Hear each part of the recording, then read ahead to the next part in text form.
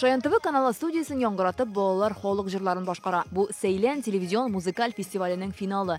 8 яшь башкаручының осталыгына популяр җырчылар бәя бирә. Сәйд, беләсеңме, син теге шука шундый тыйнак кына булып басып тордың. Шундый тыйнак кына егеттә шуның кадәр көчле тавыш дип һич күз алдына китерә алмадым. Сейлән фестивале Татарстан балаларын гына түгел, башка төбәкләрдә яшәүче яшь башкаручыларын да берләштерә. Быелгы сезонда 1000 якын гариза килә. Алар арасыннан 16 егет-кыз ярым финалга үтә. 8-е финалда көч сынаша. Беренче концерт ретро көн дип атала. Илһам абый Шакиров репертуарындагы җырларны балалар тырышып башкара.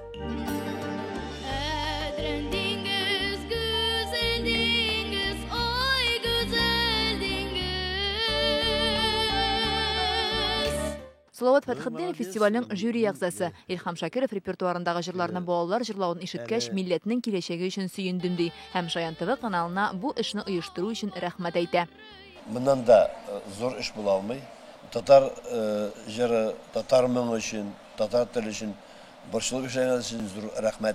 Шаян ТВ дигән шу матур яңгырашлы исем һәр татарның құлағында, һәр татарның йөрәгендә булсын.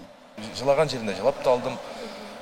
Менә бәләкәй генә балалар чыгып, шундый бөек дахи җырчыбызның авыр җырларын, мәгънәле җырларын йөрәк түрләреннән үткәреп җырлыйлар. Сейлән фестивале Шаян ТВ каналында бу атнада якшәмбе 2 октябрьдә күрсәтелә башлый.